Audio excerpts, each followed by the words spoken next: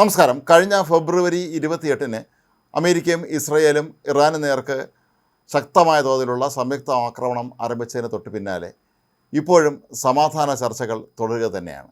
പക്ഷേ അതിനിടയിൽ പല പ്രാവശ്യം ഇറാനും അമേരിക്കയും തമ്മിൽ ഏറ്റുമുട്ടുന്ന അവസ്ഥയിലേക്കാണ് ഇപ്പോൾ കാര്യങ്ങൾ കൊണ്ടുവന്നെത്തിയിരിക്കുന്നത്. ഇനി അങ്ങോട്ടുള്ള ദിവസങ്ങളിലൊക്കെ തന്നെ ഈ ആക്രമണങ്ങളും പ്രത്യാക്രമണങ്ങളും ശക്തമായി തുടരുകയാണെങ്കിൽ സമാധാനം വീണ്ടും അകലെയാകും എന്നുള്ള ആശങ്കയിലാണ് വിവിധ രാജ്യങ്ങൾ. ഇതെല്ലാം ആഗോള സമ്പദ് വ്യവസ്ഥയെ തന്നെ ഗുരുതരമായ തോതിൽ ബാധിക്കും എന്നുള്ള കാര്യവും ഏതാണ്ട് ഉറപ്പായി കഴിഞ്ഞിട്ടുണ്ട്. ഇതിലേറ്റവും ഒടുവിലുണ്ടായ പ്രകോപനം കഴിഞ്ഞ ദിവസം അമേരിക്കയുടെ ഒരു അപ്പാച്ചെ ഹെലികോപ്റ്റർ ഇറാൻ വെടിവെച്ചിട്ടതായിരുന്നു.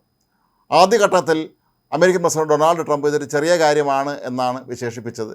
കൂടാതെ ഈ വിമാനത്തിൻ്റെ പൈലറ്റുമാരെ തങ്ങൾ വളരെ അത്യന്താധുനിക ഡ്രോൺ സംവിധാനം ഉപയോഗിച്ച് രക്ഷപ്പെടുത്തിയതായും ഒക്കെ തന്നെ ഡൊണാൾഡ് ട്രംപ് പ്രഖ്യാപിച്ചിരുന്നു. എന്നാൽ കുറച്ച് കഴിഞ്ഞപ്പോൾ അമേരിക്കയുടെ പ്രതിരോധ സെക്രട്ടറി ഉൾപ്പെടെയുള്ളവർ ട്രംപുമായി ചർച്ച നടത്തുകയും ഇതൊരു വലിയ ആക്രമണം തന്നെയാണ് എന്നും ഇത് അമേരിക്കയ്ക്കുണ്ടായ വലിയൊരു തിരിച്ചടിയാണ് എന്നുള്ള കാര്യം അദ്ദേഹത്തെ ബോധ്യപ്പെടുത്തുകയായിരുന്നു. അതേ തുടർന്നാണ് ഡൊണാൾഡ് ട്രംപ് വീണ്ടും ഇറാന് നേർക്ക് ആക്രമണം നടത്താൻ തീരുമാനിച്ചത്.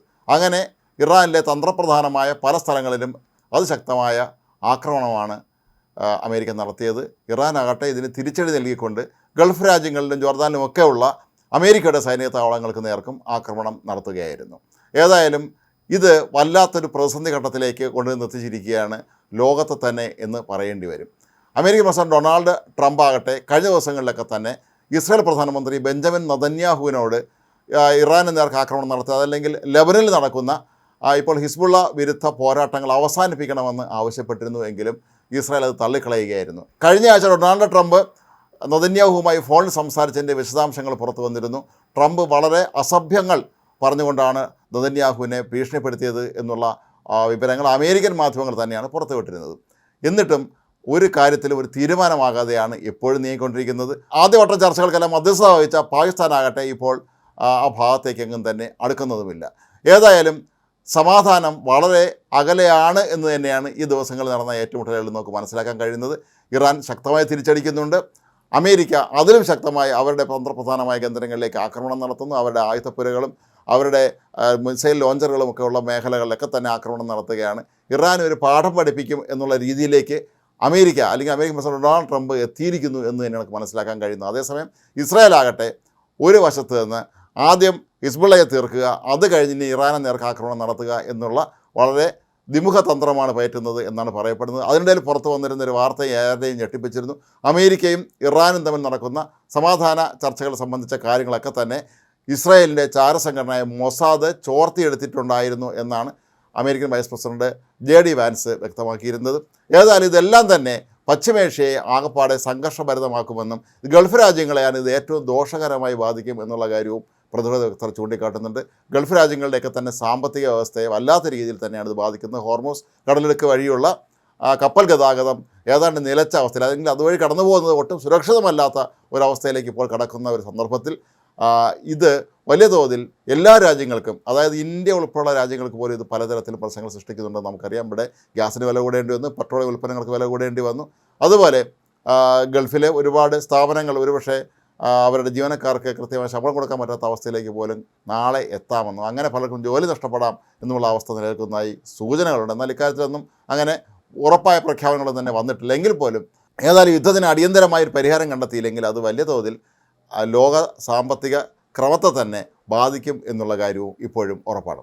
ഇറാൻ്റെ ഇസ്ലാമിക് റവല്യൂഷണറി ഗാർഡ് കോർപ്സ് ഇപ്പോഴും അവകാശപ്പെടുന്നത് ജോർദാനിലെ അമേരിക്കൻ സൈനിക താവളങ്ങളിലെ F-35 ഇനത്തിൽപ്പെട്ട വിമാനങ്ങൾ സൂക്ഷിച്ചിരിക്കുന്ന ഹാങ്ങറുകൾക്ക് നേരെ തങ്ങൾ ആക്രമണം നടത്തി എന്നാണ്. അപ്പോൾ ഏതായാലും വിവിധ രാജ്യങ്ങളിലേക്ക് മിസൈൽ ഉപയോഗിച്ചാണ് ഇപ്പോൾ ഇറാൻ ആക്രമണം നടത്തുന്നത്. ഇറാൻ്റെ വ്യോമസേന അത്ര ദുർബലമാണ് എങ്കിൽ പോലും അവർക്ക് വലിയ തോതിലുള്ള മിസൈൽ ശേഖരമുണ്ട് എന്നുള്ള കാര്യം നേരത്തെ ബോധ്യപ്പെടുത്തിയിരുന്നതാണ്. അതുതന്നെയാണ് അവർ ഇപ്പോഴും ചെയ്തുകൊണ്ടിരിക്കുന്നത്. മിസൈലുകൾ ഉപയോഗിച്ചുകൊണ്ടുള്ള ആക്രമണമാണ് ഇപ്പോൾ ഇറാൻ നിരന്തരമായി ചെയ്തുകൊണ്ടിരിക്കുന്നത്. ഗൾഫ് രാജ്യങ്ങളിലുടനീളമുള്ള അമേരിക്കയുടെ പ്രധാനപ്പെട്ട സൈനിക താവളങ്ങൾ തന്നെയാണ് അവർ ലക്ഷ്യമിടുന്നത്.